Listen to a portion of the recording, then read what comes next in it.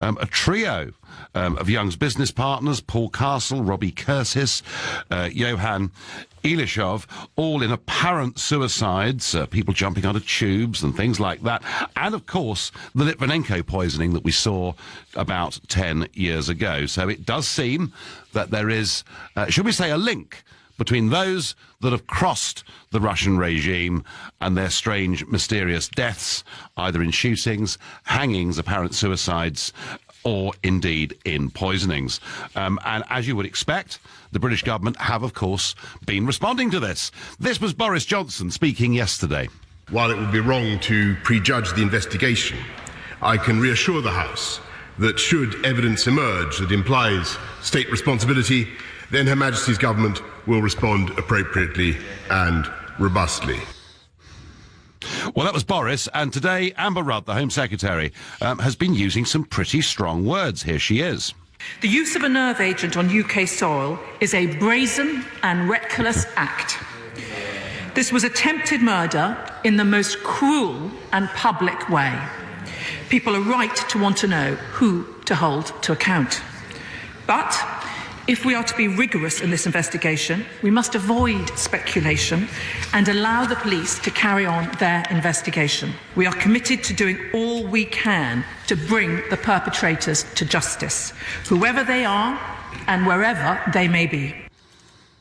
So there's two of our leading politicians saying we will do something, particularly if this can be proven. Now, in response to this, what have the Russian embassy said? They've said that they've accused the media of launching a new phase of the anti-Russia campaign that has been ongoing in the United Kingdom. They say we are unimpressed by the statement of the Foreign Secretary in Parliament today. So they're saying don't rush to judgment. So I wonder what you think about all of this and what perhaps should be done.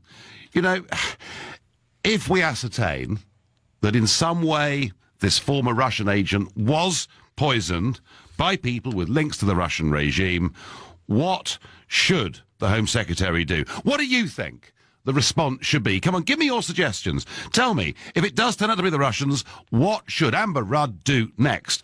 And you can let me know on 0345 6060 973. Or perhaps you think, do you know what? The government will huff and puff and actually they will do nothing, in which case you can text to 84850.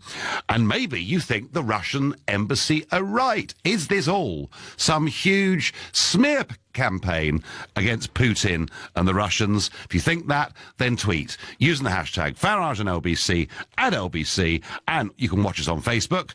We're live here, and I'm in Florida today, a long way from that horrible snow of London last week. I'm in Fort Myers, and it's really rather a nice place to be.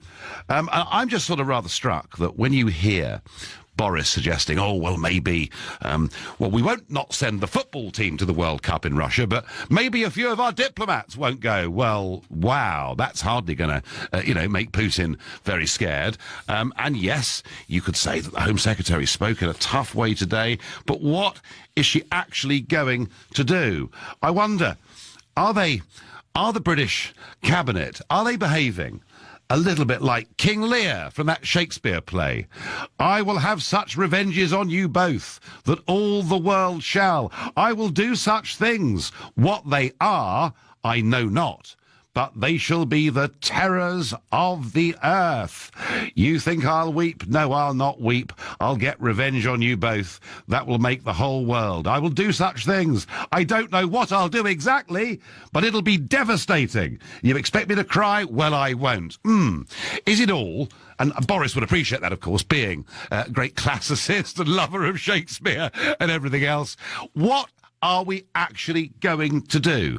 Now, my guess is, if this does turn out to be directly linked to the Putin regime, my guess is we'll expel a few more diplomats. My guess is there'll be talk, perhaps, of further sanctions against Russia. And by the way, folks, for those of you that have heard the news over the last few years, and, you can listen to Nick Clegg, or you can read The Guardian, or you can hear quite a lot of Democratic politicians here in America, the story that Vladimir Putin is one of my best friends and that I'm a regular visitor to Moscow is complete and utter hogwash. I've never met Vladimir Putin. I am not part of some international global conspiracy. I did say back in 2013 and 14 that I thought he was a very effective political operator, but I also said that I wouldn't particularly want to live in Russia, a country in which journalists go missing, a country in which free speech doesn't really kind of happen,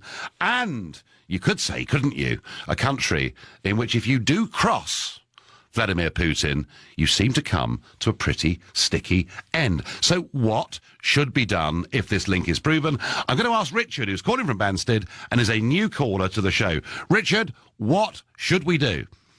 Hey, well, I don't know about what we should do, but I'm thinking about it and looking at all, what's gone on with his nerve gas and who he was and the fact that he was swapped with several other spies, I believe, something like that. Yes. How public it was and out in the open it is. I've never heard anyone mention the fact that there's a possibility that maybe someone else did it just to make Russia look bad. Is that a possibility? Well, no, of course it's a possibility. And yes, you're right. He was point at them, aren't they? Instantly. So. Well, it's certainly true, Richard, that it suits much of the West at the moment to have Russia and to have Putin as the bogeyman. They need to have an enemy, so blame Putin for everything. I mean, I kept hearing in the referendum, if you vote leave, the only person that'll be pleased is Vladimir Putin. So he is up there as the big enemy. I mean, this guy, you're right, he was swapped. There was a spy called Anna Chapman, and that was the swap. That's right. But equally, Richard, with what evidence we have, and I accept it's somewhat limited, but with what evidence we have, we do know that Putin and others in the Russian regime had said bad things about him and did not approve at all of the way in which he'd behaved, just by the way as we would not approve of anybody that worked for us defecting to what they saw as a foreign power. I mean, they couldn't have made it more pointing towards them if they'd left a Russian flag on the bench with him. I mean, it's so blatant, isn't it? I know they can't. Yeah. There's no proof and evidence and all the rest of it, but it just seems like it's as if someone else has tucked them up. I mean, I've just never heard anyone mention that. It just seems a bit odd that it's so obvious but unprovable. It strikes me as strange. I mean, the guy. Can you think? I mean, for what, 8 years? 8 years he was free from them. Yeah. No, Richard, I listen. I understand the point you're making. All I'm wondering is, in whose interests would it be to frame the Russians? Well, yeah, there you go. Exactly. That's the hard bit, isn't it? Yeah, Look, totally. But the Russian embassy, Richard, just to sort of reiterate the point, they are making it clear that they see this all as anti-Russian hysteria, and of course deny any knowledge or any involvement. Richard, I thank you. So Richard saying maybe the whole thing is a deliberate attempt to stitch up the Russians. In whose interest would that be? I asked. Well, I suppose you could say much of the Western establishment who want us, it seems to me, to have a new Cold War with Russia. And I'm saying that. Please don't scream at the radio. Don't say Farage is a Putin fan. I'm not. I have generally thought, though, that better relations with Russia would be a better thing than worse relations. Roy is calling from Stratford. Hello, Roy. Yeah, good evening, Nigel. We should try and get better relations with Mr. Putin. He's probably not a nice guy to cross. But to me, as I understand it, this man, he was a prisoner in a Russian prison. So if they kill him, why not kill him there? Why release him? And, I was probably like you, I was listening to our Home Secretary this morning being interviewed about this, and it was just all talk, all bluster. There is absolutely nothing we can or will do. We won't stand up to the Russians. We're not capable. And Mr. Putin, he'd probably laughing at this and laughing at our politicians. This is how bad we've become. But Roy, on the other hand, I mean, it isn't very seemly, is it, to have people being murdered on our streets and in little restaurants in Salisbury and Wiltshire. I mean, the government have got to say something, haven't they? Yeah, but the thing is, Nigel, do we really know for sure that it is Mr. Putin, that the Russians are responsible? How about some of the other countries of the former Soviet Empire? We don't know. And the trouble is now, Nigel, is that trust within our own politicians has broken down so much that, for me personally, if a politician says something, naturally, I just assume now that they're lying. Has it got that bad, Roy? Nigel, I just don't vote anymore. I don't believe any politician, although I have voted UKIP in the past. I think now the main parties, they're not interested in the average person. They routinely lie and manipulate themselves, but I just don't trust them. And there's nothing we So can you're do saying, about it. so you're saying, basically, Roy, you're saying, firstly, our politicians won't do a blooming thing anyway, and secondly, you're really saying we should wait for there to be real evidence, yeah? Well, for real evidence, and also, for my main point, what can we do? You remember when Russian forces invaded Crimea? Sanctions didn't mean a thing. They're still there, or still going on. There's nothing we can do. And, and let's be, as well as it Bismarck, real politics, let's get real on this. What can we do? Nothing. Not a lot, Roy, I would have thought, and yet to listen to Boris Johnson and Amber Rudd, the reason I used King Lear, it all sounded very strong, but I think in reality it doesn't really add up to a row of beans. You're listening to the Nigel Farage Show exclusively on LBC, live from Fort Myers in Florida. It's now 7:15. Nick Farage. So we've seen it before, and we've seen it in Salisbury in Wiltshire, as Sergei and Yulia Skripal are very, very seriously hurt by poison, and one of the police officers who was first on the scene has been taken very seriously ill, though he's not critical. The agent, Amber Rudd, didn't tell us what it was, but the Defence Science and Technology Laboratory at Porton Down, which, funny enough, is only about 3 miles from Salisbury, and they're world-renowned experts in this, and they are testing this, but the Home Secretary says that it is a nerve agent. And I'm asking you, given the strong words from Boris and in particular from Amber Rudd, what do you think the Home Secretary will do if this link is proved to be Russian, or is the whole thing one great big, gigantic set-up? Messages pouring in. Skripal was released by Putin in exchange for Russian spies. The US government, the UK government, can freeze and seize assets of Putin's friends, the kleptocrats and oligarchs in the UK. Still, shameless Putin sympathiser Nigel _Farage on LBC supports the Russian embassy point of view. It is all Russian hysteria. I don't know who you are sending this message in, saying that I'm supporting the Russian embassy point of view and that I'm a shameless Putin sympathiser. I'm neither of them. I actually haven't given you an opinion yet, have I? I've actually played all ends against the middle because I want to find out what you've got to say on it. So try as hard as you like. Sorry, it doesn't work. Ian is calling from Woodford. Good evening, Ian. Good evening. Yeah, well, I'm supporting... So are you... Sorry? Are you sceptical, Ian, about this or not? Well, I was just about to say I'm very much in favour of what the Russian embassy have said, and I don't. Are you? It doesn't really ring true that somebody who's been released in a spy swap years later. We're asked to believe the Russian Secret Service have attacked him or attempted to murder him in this way.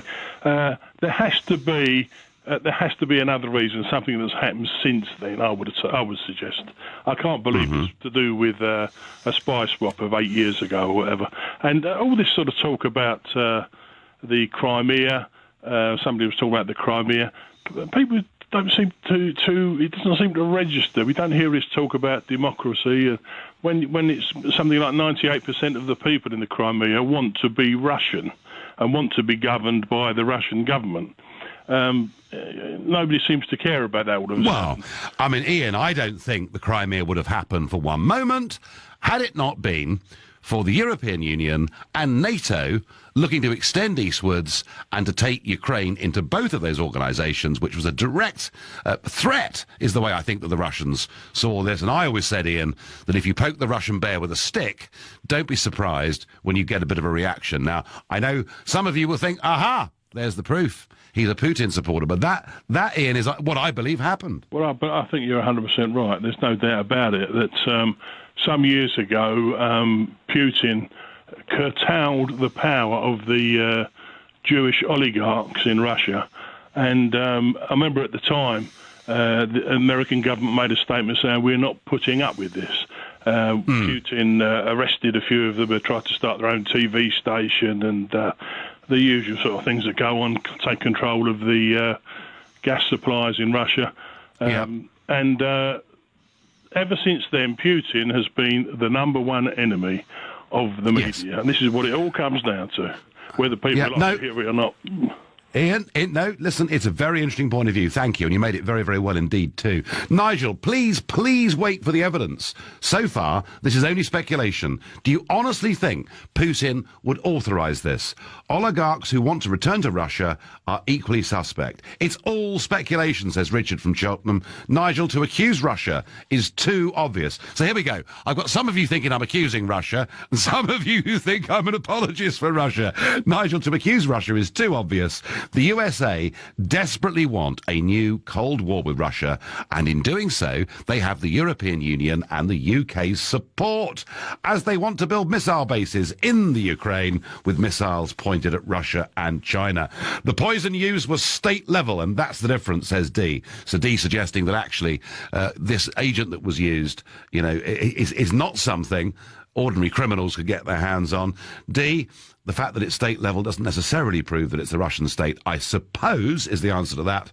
Why have a murder so visible and this method, says Mike in Eltham. So it's really interesting. So far, I'm getting quite a lot of scepticism through your texts, through your tweets, and through your phone calls. And so far on this show, a feeling that we shouldn't act prematurely until we know the facts. A regular caller to this show is John in Formby. Good evening, John. Yes, good evening, Nigel. Well, first of all, you quoted the Bard. I'm going to quote Oscar Wilde. Right. One enemy, Mr. Putin, may be regarded as a misfortune. To lose 8 looks like deliberate. Right. So, well, that either means then, John, that Putin is almost psychopathic about this and doesn't care what the world thinks, or it means there is some sort of very strange stitch-up going on. Which is it? Well, we don't really know. I mean, if I was a bookie, I'd be giving the shortest odds on it being Poison Ivan, as I call him nowadays. It could be that it was an overzealous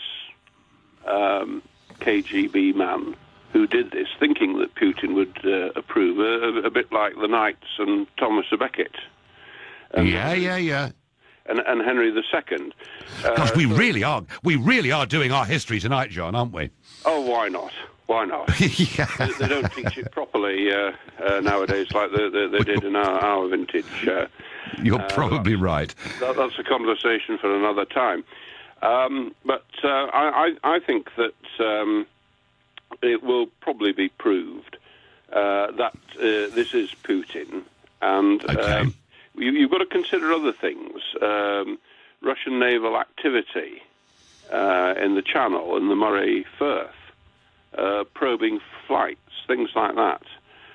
He's a pretty dangerous customer.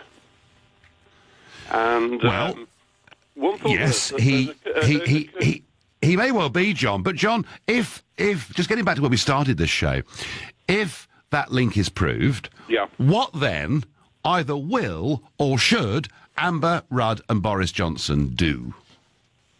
Well, I'm not convinced they'll do anything. They'll blow off a lot of hot steam. Quoting Oscar Wilde again, the play I was quoting, I think, was the importance of being earnest, and I think this will turn out to be the impotence of being earnest. They seem to be able to do this with impunity. You and I think, are both old enough to remember Georgy Markov. Yep, absolutely. This was the umbrella, wasn't it? Just explain to people, John, what that was. Well, as far as I can remember, he was broadcasting for the BBC. He was a Bulgarian, I think.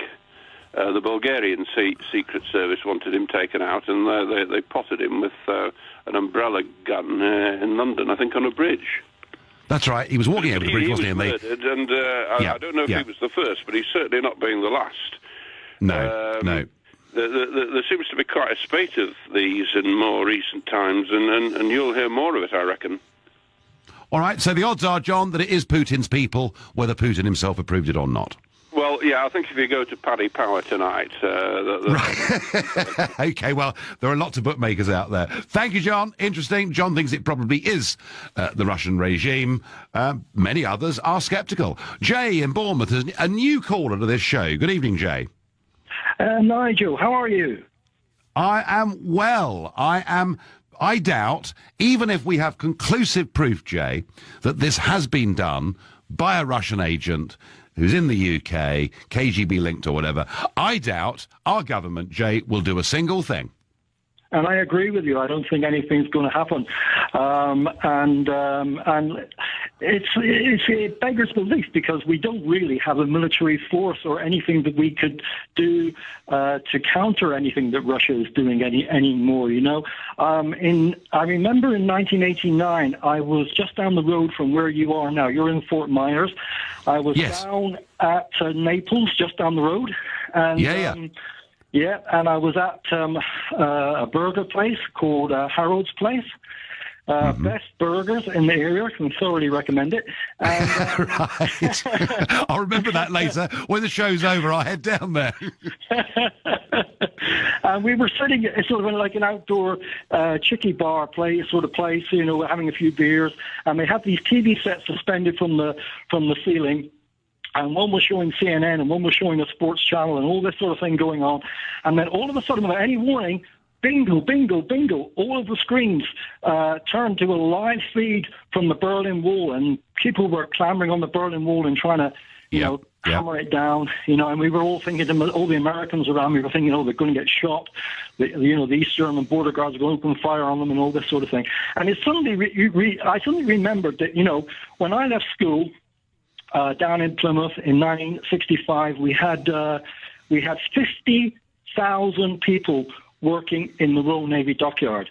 50,000. Yeah, Devonport. Yeah, most of the school leavers got apprenticeships in the Royal Navy dockyard, and now there's just a few hundred people working in there, you know, because there's no ships to service, we just don't have a proper navy anymore. We don't have any. Well, we don't, Jay. We don't, Jay. And in fact, actually, since 2010, the way we've cut all of our services has, in my view, been shameful. Nevertheless, you know, people being murdered on our soil would not necessarily precipitate us going to an act of war, but I do think we'll do nothing. Jay, I thank you for your call. Simon in Peterborough says, this government doesn't have the guts to do anything. Well, unless it's a review. And I think that's probably right. You're listening to the Nigel Farage Show, exclusive in LBC, live from Fort Myers in Florida. It's 7:30. The Home Secretary, Amber Rudd, says that we're going to respond in a robust and appropriate manner once we ascertain who was responsible for the poisoning of a former Russian spy, his daughter, and a police officer who was first on the scene, who is also really quite unwell. I have to say, I doubt we'll do almost anything. Interesting story that's broken today.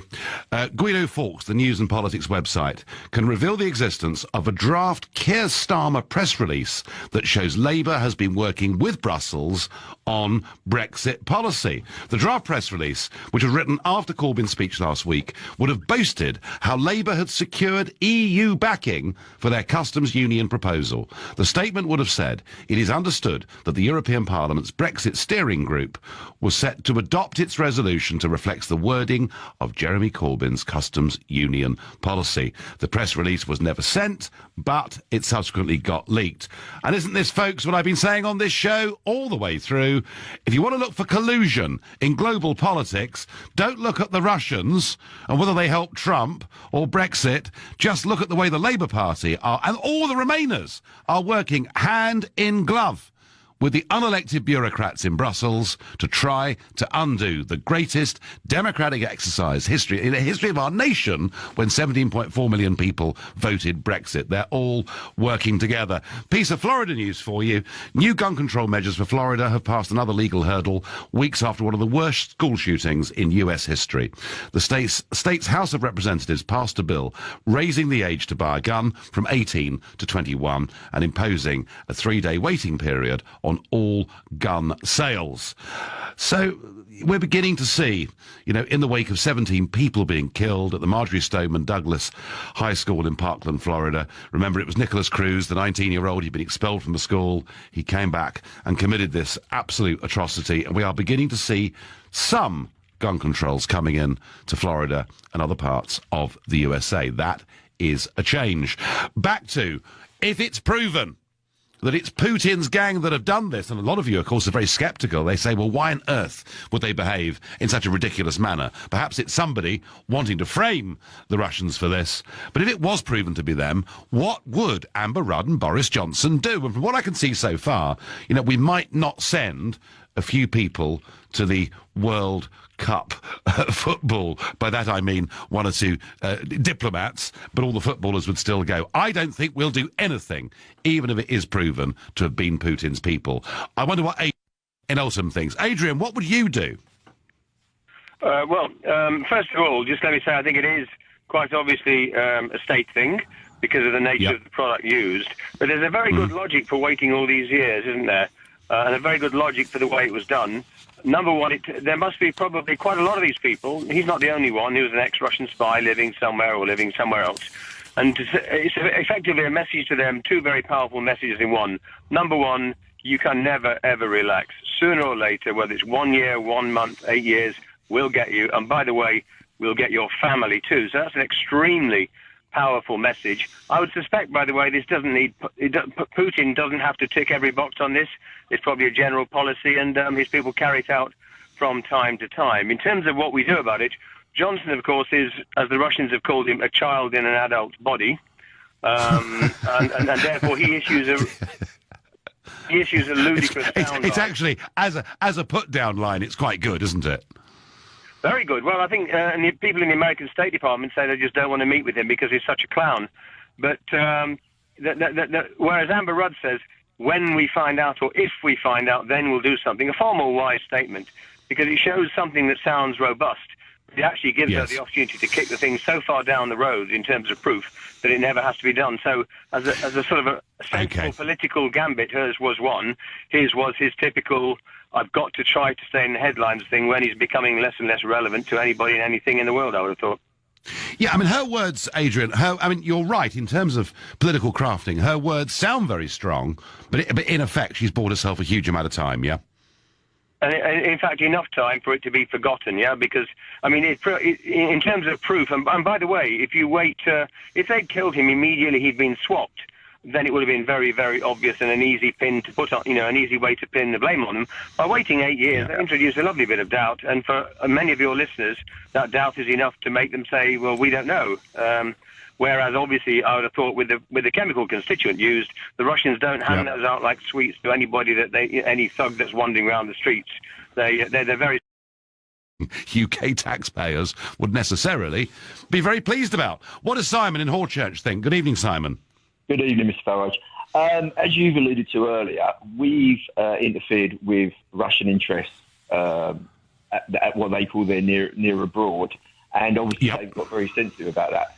But as is likely this is proved to be the Russian state that's done this, then they're now doing exactly the same in our country, and any government worth its salt has to react to that. Now, what can we do? In my opinion, if it's proved that this is taking place, then I don't think the England football team can attend the World Cup. It would need to be... Can you, Simon, just stop you there for a moment. Mm-hmm. Back in 1980, when the Olympics was being held based in Moscow, the government position, Mrs. Thatcher's government position, was that they advised our athletes not to attend, but nearly all of them went, didn't they? Can you actually imagine? But can you actually imagine the uproar, the anger in the UK, in England particularly, if the football team didn't go to the World Cup? Well, I mean, I'm a football fan, Mr. Farage, and I will be disappointed if we're not taking part. But nonetheless, the difference between 1980 and now is, of course, that was the invasion of Afghanistan. Obviously a problem for the Afghan people, but not directly a threat, an attack on us. This is an attack on our sovereignty. This is an attack on our people. As I think you probably mentioned, it's not only an attack on an emigre now living in our country, it's also an injury to at least one policeman and sort of, hopefully minor injury to other citizens of this country. So we're talking about something entirely different from 1980. The government did just suggest to the athletes they shouldn't go. In this case, if it's proved that we've had an attack on our territory, then that's a question of the government saying, we're withdrawing. we should also agitate. I'm not saying that we've got the political. So, Simon, let me just pin you down on this, please. Mm-hmm. So, are you absolutely saying that if it's proved a Russian agent did this, with or without Putin's approval, but if it's proved that a Russian state actor did this, are you saying we should withdraw our football team from the World Cup? Yeah, let me give you a sort of... All right, no, fine. I mean, look, it's a very strong opinion. I'm sure I'm going to get a lot of comments on that. What else would you like to say, Simon? Right. Well, I think there are other measures that we can take as well. There are economic sanctions that we can take. We can obviously withdraw our embassy from Moscow. And ultimately, although it sounds a bit cloak and dagger, I know, but as people have alluded to, there are various factions involved in the Russian establishment, just as there are to some degree here. But obviously, in their case, they're much more violent, shall we say, or prepared to use different means. We should be making it clear to Mr. Putin that if he intends to interfere in our internal affairs, then if it's not him, if it's one of these other factions, then we need him to do something about that. And if it is something led by himself, then we should be making it clear that we will do whatever is necessary for our intelligence services and whatever else to encourage those other factions if they are in any sort of position to undermine his role in order to promote themselves. Well, it's a question of pushing him as to understanding that this is not a one-way street. Well, Simon, one thing I'm certain of, if you were in the cabinet, you'd take a lot firmer action than I think we're going to get from our current government. Thanks ever so much indeed for your call. You're listening to the Nigel Farage Show, exclusively on LBC, live from Fort Myers in Florida, and it's now 7:45. I get on Twitter, Nigel Farage is representing his Russian backers this evening, saying people don't think it was Russia who done the poisoning. Anyone sane thinks otherwise, says Stevie. Stevie, listen, matey, I know there are lots of people on the left of British politics and amongst the Democrats in America who have quite openly said that I've been funded by the Russians, that I'm at the middle of this international conspiracy. But I'm sorry, matey, it's just not true. Be a fantastic story if it was, but it's just not true. David says Putin is an attention seeker. Rattle his cage and he lets you know he's around. I would give Russia a wide berth. The UK hasn't the capability to confront this power. Don't feed the bear, says David. Well, David, I've been arguing don't provoke the bear since 2005, when I heard Cameron and Osborne say that it was their policy as leaders of the Conservative Party to push as hard as they could for the Ukraine to become part of the European Union and NATO, and that is directly what has led to a huge deterioration in relations between Russia and the West, and perhaps we are actually in some form of new Cold War. Toril is calling me from Bromley in Kent, a new caller to the show. Good evening. Good evening, Nigel. I'm a bit amazed by this conversation, to be honest. I mean, your last caller went from asking for the England football team to be withdrawn from the World Cup to essentially saying we should send James Bond in to start undermining Putin's regime. At what point have we actually been categorically told that Russia's even involved in this? I mean, as far as I can see, from the information given, we have an expatriate Russian who has been attacked, that's for sure. But we have no information whatsoever, or been given any information to say that the Russian state, or any faction in the Russian state, or anybody in the Russian intelligence services has actually been involved in this. So there is no proof, Toril. There is no proof at all. Your line is rotten. I'm going to encourage you. I know it's the first time you've ever called us. Do call us again. Your line is rotten. But Toril there from Bromley making the point, there is no proof at all. Maxine is calling from Croydon, another new caller to the show. Good evening, Maxine. Hello, Mr. Farage. Yeah, first caller to you, my darling. Hello. Nice to speak to you. Hello, my lovely. Lovely to speak to you. So what do you think, Maxine? What do you think? I think, look, the Russians are going to make a hell of a lot of money out of the World Cup this year. You know that as well as I do. You're a politician, my darling. You're a lovely man. I'll pull out. And I know it ain't the right thing to say, because you're going to have footballer fans out there that are going to say, no, we can't do that. It ain't fair on the footballers because it might be their last World Cup. Well, let us take a stand. Let us pull out, because Russia are relying on making a hell of a lot of money out of the football matches being put on the TV making a hell of a lot of money. Now, if we lead by example, when they do something over here to us, you watch the rest of them countries pull out as well. When we lead by example, I'll tell you what's going to happen, Mr. Farage. I'll tell you what's going to happen. When our fans go out there, there is no protection. The Russian hooligan fans are going to create problems. Then it's going to look bad on our fans that go out there just to watch a football match. But Maxine, I do understand your passion with this. All right, fine. But there isn't any proof yet that it was the Russians that did this. So what do you think, Mr. Farage? Do you think it was... What do I think? Well, I tell you what I think, Maxine. I think it's very unlikely that this act was not committed by somebody who was a Russian state actor. So, yes, I suspect that it is somebody working for the Russian authorities that did this, as indeed they've done many other bad things on our soil. But, Maxine... But Maxine, so I think you're right, but I don't think we should. I don't think we can. We can't say guilty until we got some proof, can we? Right. So what if we get the proof? Would you agree with me that as a country we need to stand up for ourselves? We never stand up for ourselves. We follow what every other country does. Why can't we stand up for ourselves? And Maxine, no, as a general point, we should be standing up for ourselves, whether it's in the Brexit negotiations or whatever it is. But would I, Maxine, if it was proved that it was a Russian, KGB agent, whatever, that did this, would I support your call? Would I support your call to pull the England team out of the World Cup? I don't think I could do that. To millions and millions of England fans, and in Croydon, Crystal Palace fans, of course. I just don't think I could do that. But Maxine, you make your point very clearly. I thank you very much indeed for the call. Second person that said we should withdraw from the World Cup final. All Boris said is we should pull out a few diplomats. Adrian is calling from Hastings, another new caller. So, Adrian, what's to be done? Nigel, I think it's a bit of a red herring, actually. I don't care who murdered who. Russia is unaccountable. The United States Security Council is impotent. All the time Russia's got a veto, nothing's going to happen. Russia can do whatever they want. The real answer is to have some governance over this whole thing. The United Nations Security Council should have a situation where two countries need to veto the motion, not just one. Russia is unaccountable. They're quite happy. Well, that's the way the UN Security Council's been set up, Adrian, as you know.